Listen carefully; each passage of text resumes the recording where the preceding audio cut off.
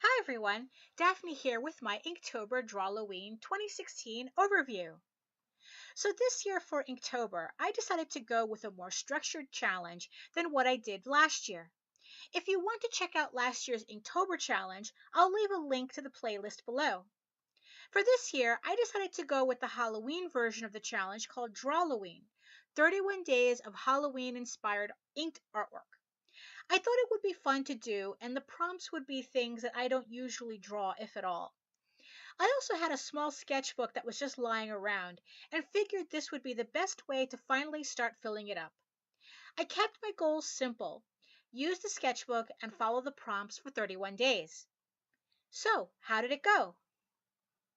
So, the first thing that I learned quickly, just like last year, is that these challenges are actually harder than they come off. The main point is to get you used to consistently drawing every day, which is something I thought I had pretty down with drawing comics and all. And just like last year, boy was I wrong. So here's my list of what I learned from this Inktober round. 1. Drawing one random thing every day gets tiring pretty fast. I'm so used to drawing for the sake of selling. Just drawing off the cuff and for no particular reason other than the challenge was actually really difficult for me. Because there wasn't a commercial point to the art, the longer the challenge went, the harder it got for me to muster the energy to do them. I kind of got around this by planning to put together a sketchbook to sell at my next convention. But even then, I really questioned who would want a sketchbook of this. 2. Another thing that pushed me to complete the challenge was making videos of them every day for my YouTube channel. What I noticed last year was that my subscriber count went up a lot during Inktober, and I wanted to see if that would happen again. During the first week of uploads for Drawlloween, my subscriber count went up by 30, and by the time this video goes up, I should be over 200 subscribers. People sure really love daily videos. 3. I had to learn that drawings don't have to be perfect to exist. I'm so used to planning artwork for sale, not having perfect drawings was a big mental challenge. I didn't want to spend a lot of time on my Drawlloween pieces, but at the same time, that also means they're a bit rough around the edges. Didn't help either when I kept seeing people doing their challenges and their supposedly throwaway pieces were absolutely gorgeous. It was so hard not to compare myself to other artists doing this. I just wanted this exercise to be about putting stupid ideas down on paper I wouldn't do under any other circumstances.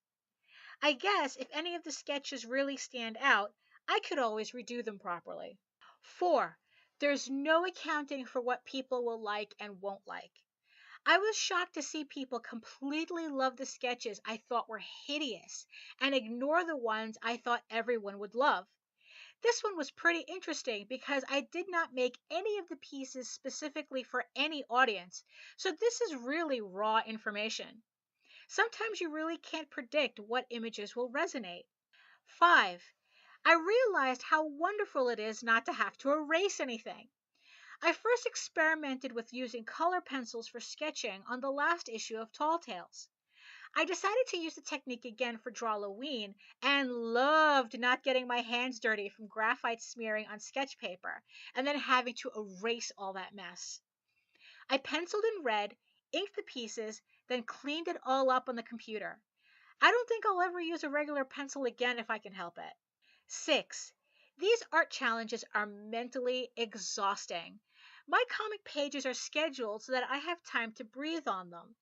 With Drawlloween, I have to have a piece and video up every day.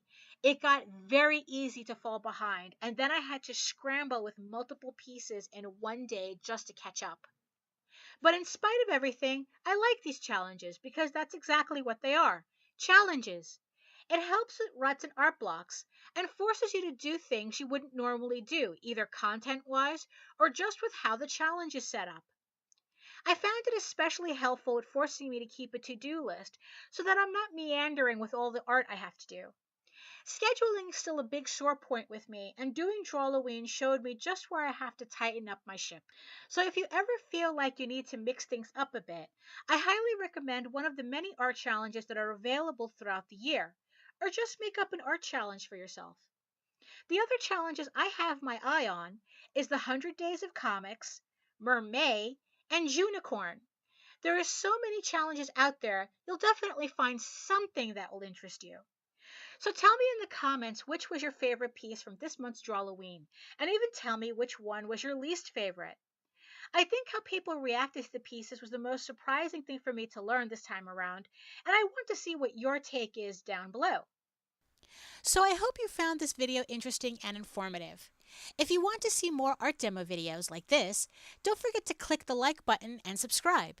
If you have any questions or any ideas for future videos, feel free to leave a comment below. If you want more information about Tall Tales or any of my other artwork, including how to commission your own custom art from me, links are also listed down below. Thank you again for your support, and I hope to see you on the next video. Bye!